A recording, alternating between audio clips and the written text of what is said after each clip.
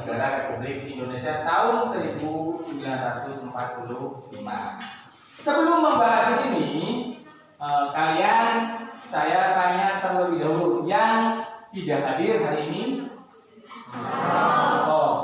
Alangkah lebih baiknya sebelum kita memulai pelajaran kali ini, kita berdoa berdasarkan agama dan keyakinan kita masing-masing.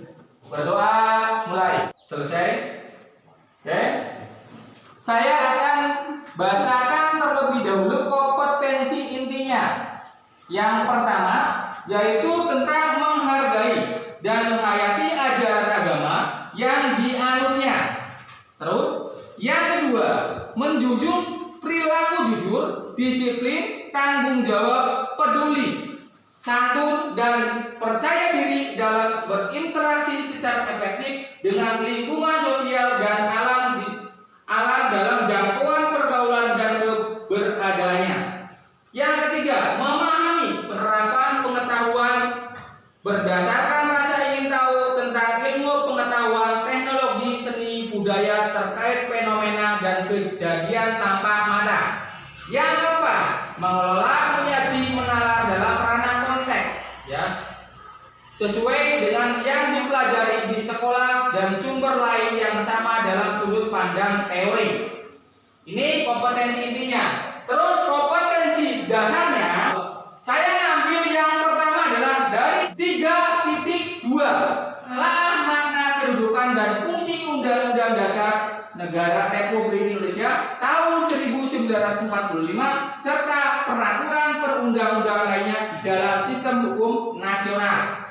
Terus yang kedua, saya ngambil kompetensi dari 4.2, yaitu menyajikan hasil telaah tentang makna kedudukan fungsi Undang-Undang Dasar Negara Republik Indonesia tahun 1945 dalam penerapan kehidupan sehari-hari. Nah, sebelum membahas ke materi, saya ingin sodorkan terlebih dahulu, ya, bacaan yang ada di depan ini. Dari bacaan ini udah punya gambaran? Udah. Oke, kalau udah, apa yang dimaksud dengan bacaan ini? Apa sih yang ditemukan dalam bacaan ini? Ya, oke, silakan. Main hakim sendiri. Apa? Main hakim sendiri. Main hakim sendiri. Oke. Ada lagi? Siapa? Oke. Tidak taat terhadap hukum. Tidak taat terhadap hukum. Siapa lagi? Iya, oke. Ormasnya tidak takut hukum. Ormasnya tidak takut hukum. Ada lagi? Oke. Kasihan pada anak yang dikeroyoknya. Kasihan pada anak yang dikeroyoknya. Oke. Kita bisa menyimpulkan di hasil pendapat kamu bahwa dalam hal ini, kasus ini berarti intinya mereka tidak taat terhadap hukum. Padahal negara kita adalah negara hukum. Paham? Oke, paham. Maka bisa dikaitkan pada materi ini.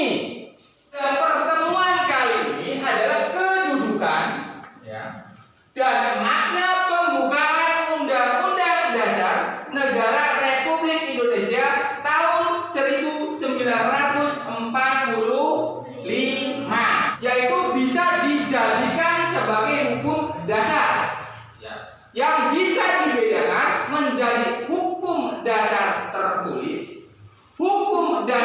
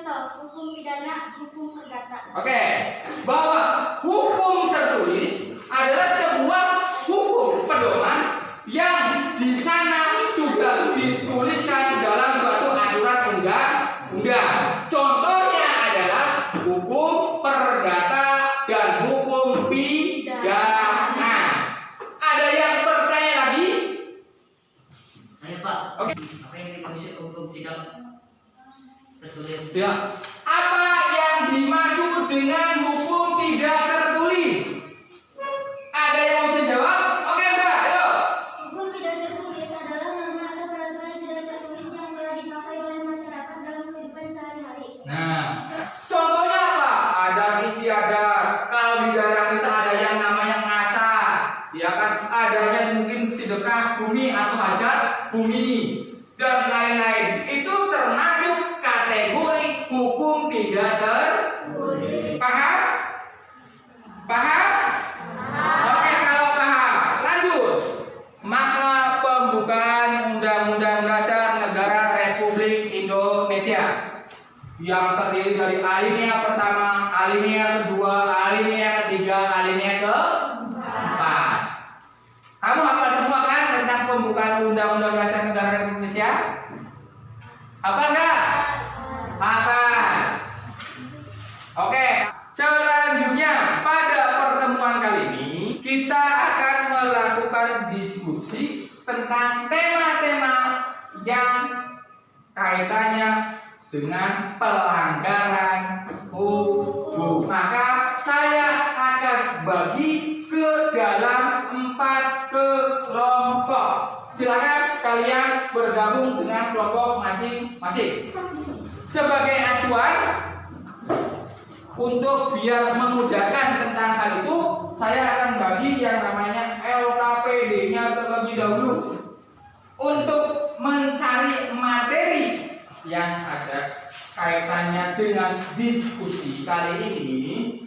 Berarti kalian silakan keluarkan HP-nya untuk mencari permasalahan pokok-pokok yang kaitannya dengan pelanggaran hukum. Ya, hasil dari kerja kelompok kalian kaitannya dengan tadi mencari kasus-kasus, saya anggap kalian sudah semuanya mendapatkan hasil kesimpulannya. Silakan yang bisa memaparkan berdiri. 92 KUHP. Barang siapa mengambil barang sesuatu yang seluruhnya atau sebagian kepunyaan orang lain yang dengan maksud untuk dimiliki secara melawan hukum, diancam karena pencurian dengan pidana penjara paling lama tahun atau pidana denda paling banyak Rp900. Pasal 363 KUHP. 1. Diancam dengan pidana penjara paling lama 7 tahun. 1. Pencurian ternak. 2. Pencurian pada waktu ada kebakaran, letusan banjir, gempa bumi atau gempa laut, gunung meletus, kapal karam, kapal terdam, kecelakaan kereta api, huru hara, pemberontakan atau bahaya perang. Kelompok 3 membahas tentang pasal-pasal yang kaitannya dengan pasal pidana. Di hal ini nanti kita bisa simpulkan bahwa yang pertama, Undang-Undang Dasar Negara Republik Indonesia tahun 1945 merupakan hukum dasar. Yang kedua, Undang-Undang Dasar Negara Republik Indonesia tahun 1945 mempunyai hubungan erat dengan proklamasi. Yang ketiga, hasil simpulannya, pembukaan memuat pokok kaidah negara yang fundamental. Sebelum mengakhiri pertemuan kali ini, kamu bisa lihat tugas untuk minggu depan saya sudah share di Google Classroom dan bisa dikumpulkan juga lewat Google Classroom. Saya akhiri sampai di sini pertemuan kali ini. Wassalamualaikum.